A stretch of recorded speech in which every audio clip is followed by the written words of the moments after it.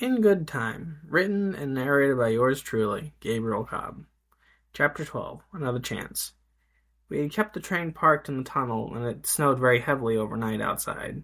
We were snowed in. Shit. I went to wake up the boys. I saw Sparky sleeping under Seb's covers inside his sleeping bag.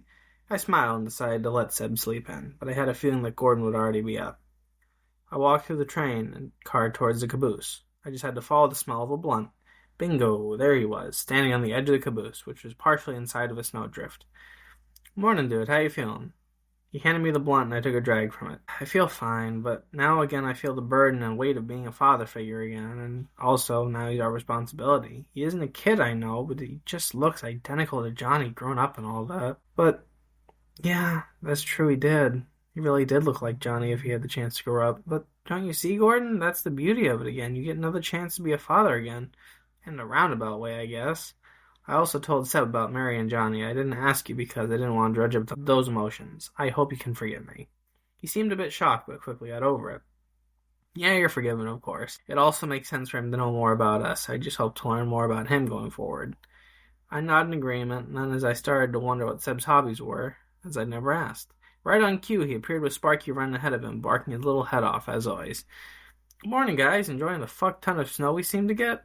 I was blown away by his sailor mouth. It was a lot for someone his age, and Gordon was there just laughing. "Anyone up for a cup of coffee?" Both Gordon and Seb perked up when I said that, and we finished smoking the blunt between the three of us. I'd started a fire to heat up some water and poured some instant coffee Seb had packed in his backpack. We had set up the fire in the tunnel, and there was a steady wind blowing to whisk away the smoke. Gordon was with Seb bonding, and it brought a smile to my face. I had been devastated by the deaths of his son and wife. Not as much as him, obviously. What hurt me the most was seeing him in pain and not being himself. So when Seb came around, I was initially jealous of the attention Seb got. Also, the way he came to stumble onto us is suspect, at least in my jealous eyes. They eventually came back towards the fire when the kettle was ready. "So, kid, what talents or hobbies do you have?" Seb pulled out a leather-bound journal from his pack. He flipped through the pages, all of which were filled with words from top to bottom. "I like to write poetry and play the guitar, of course. But, of course, I forgot to bring the damn thing, as my guitar wasn't a high priority when I left El Paso. I had to think if I had taken my old acoustic guitar in my train car when we left El Paso. I did. Give me a second, Seb. I have a gift for you. Wait here and close your eyes." He did, and I went to go off and grab it, and I found it in the closet and quickly tuned it for Seb. I walked back out and told him to hold out his arms. I gently placed the neck into his left hand and the body into his right.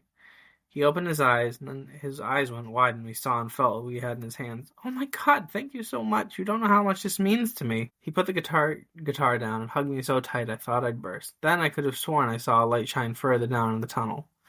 "Hey Andy, Seb, did you see that?" Seb, I realized, had his eyes closed. "Yeah, I did. Thought I was seeing things." I got the chills rush up my spine and suddenly felt as if something was wrong. "What do you guys see? Are we in danger?" Damn it, I didn't want to scare Seb, as a soldier's fear is necessary, but it can also get you killed. And he wasn't a fighter or a warrior, he was a poet, for Christ's sake. Then a bright light from further in the tunnel suddenly appeared from the exact same spot. What the hell? Chapter 12 done, and get ready in about an hour to listen to Chapter 13, Lights, Camera, Action. Goodbye for now.